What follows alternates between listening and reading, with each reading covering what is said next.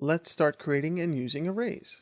Now, what is an array? Arrays are pretty easy to describe, and we'll go through the motions of putting things together, and then in this section we're actually going to create, manipulate, build, and look at all the different functions that you can work with arrays.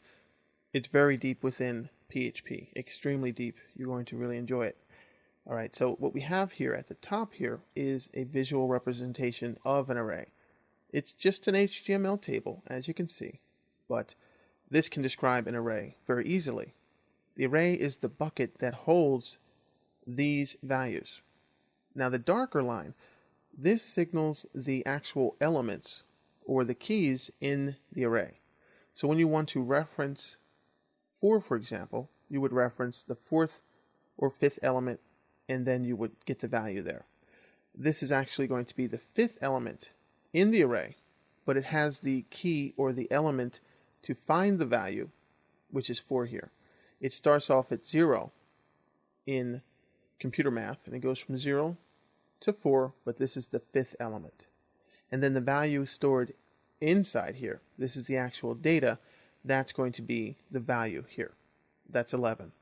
So if we look at arrays inside of our creating and using arrays file, we can see that in order to create an array, we can use different types of structures of how we would put the syntax together. Now basically what we have here is the same $ variable name, and I normally put AR underscore with my arrays because it just signals to me that I'm using an array, because they don't look any different than anything else, any other variables. They look the same. So you want to put some kind of prefix here to signal that you're using an array. And then what you do is you use the array keyword equals array, and then you can put values in here to start it. You don't have to do it that way. You can just have it without the values in between, and then you have an array that doesn't have any values in it. But normally you would want to initialize your array, like you see here. So the 0 element here is 100, 217 would be the 1 element, the second element would be 333, and that's really the third element. But how you reference it is 0, 1, 2. But this is the first, second, and third element. A little confusing, but it's pretty straightforward when you start to see how things look and start to work with them.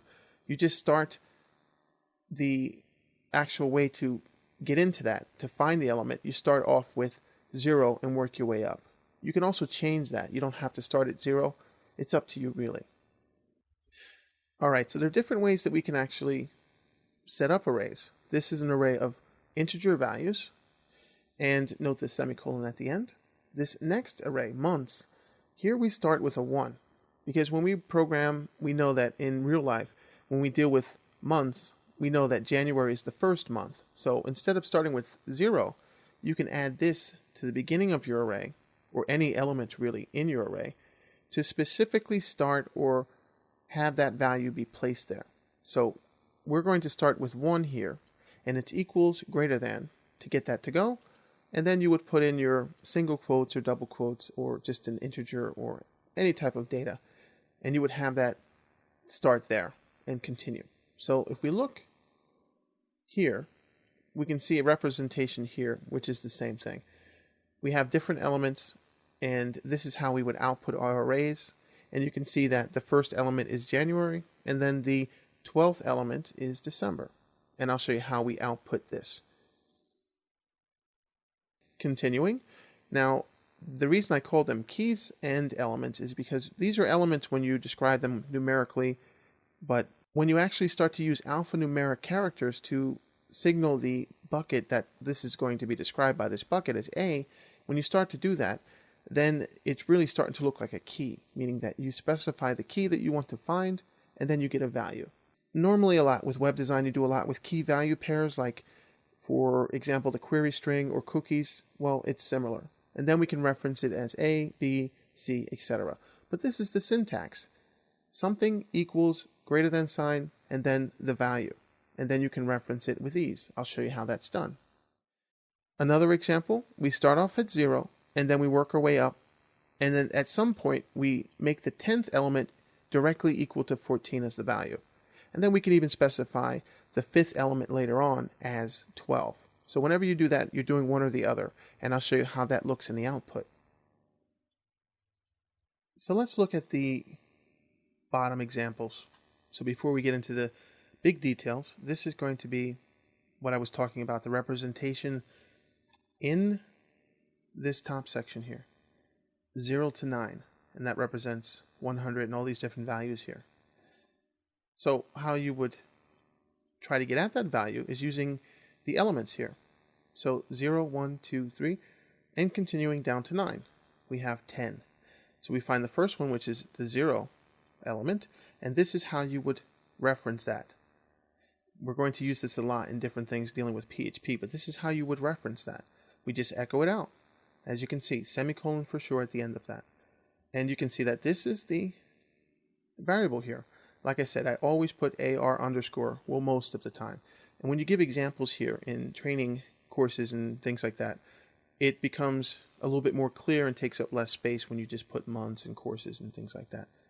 It's a lot more clear that way, but you might want to try that in your own examples. So very easily, that's output for us. You could switch that around if you want to, make some changes, see how that works. And this is another way to actually print out the array information. If you know it's an array, you do print underscore R. It's a function, parenthesis, end parenthesis, and then the array that you want to pass. And this is like a formatted print. It knows that it's an array, and it will print it out like this, just like you have when you actually create the array. So you can actually copy this, if you wanted to, and save it somewhere. And then you could initialize the array as you want to. So it's very powerful. If you think about it, you can do some dynamic things to actually create arrays, similar to how you can do that with JavaScript. And this is very, very powerful. So this is exactly the way it looks, or very similar to how it looks, except for the commas. They're not going to be there.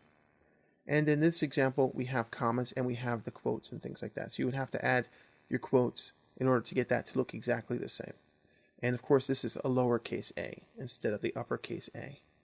But that's how it would look if you just want to see, you want to test and see what the values are. You use the print underscore R function. So we can look at some more examples at the bottom here. There we go. Now we're going to echo out these values, and you can see we just referenced that second one, and we referenced the different positions here, as you can see. And this should be 17.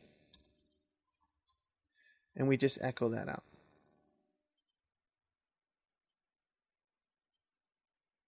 And here you can see we have the 0 element, which is 43. The fourth one's not specified. And then the 17th element is 56. So we go back up here, and we look at this second one here. Notice that we go from 0, 1, 2, 3. We skip 4, and we actually go all the way up to 10, and then we backtrack to 5. But you can see that we also specify 17. So we're specifying which ones we want to see there. And that's very powerful to be able to do that. But you can see that we didn't specify 4, as you can see. And if we change this here,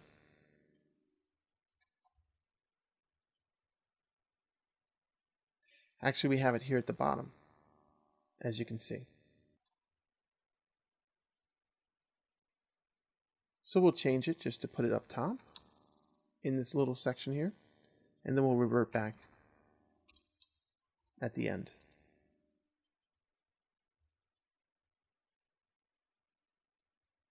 And there you go. You can see what was set there. 0, 1, 2, 3 skips to 10. Then it sets 5, 11, 17. So in this order, we never set 4 or anything else outside of the range here. But they went in order to this point.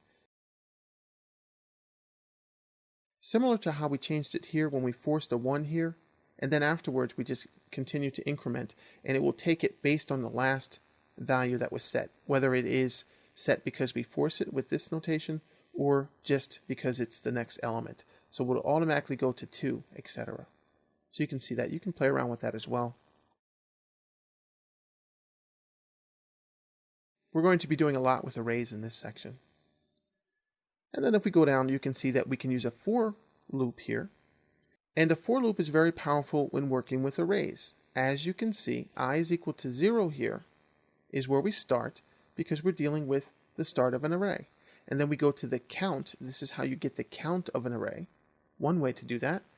Count, open paren, close paren, just a function, and then you pass in between there, you put the actual variable there. It needs to be an array there. And then you can also get the size of. Two different ways of doing it. So you're going to get the count or the size of, and that's very self-explanatory. And then you just output the values. You output the key or element, and then you also output the array, and with the brackets, you have inside there the array here, which is the element that you want to find. Very easy. So we comma separate this echo, so it looks very nice and formatted for us. Very powerful to do things like this.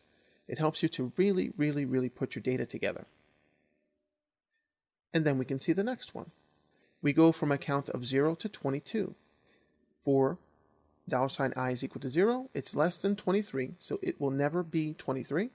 In this loop, it will stop at 22, whole numbers, increment by 1, and then we just echo out again the same thing. So that's very similar to this, except we're actually specifying the count instead of allowing this to go by the size of. And the size of is going to give one more than the last element there. So if you have 10 as a size, it will go from 0 to 9 here in this case. And again, we just print out AR values. I wanted to make sure that we didn't change those values, because not only can you set those values, but you can change them as well. And we'll see that as we move forward. So again, arrays are extremely powerful and very, very, very key to working with robust type of programming in any language.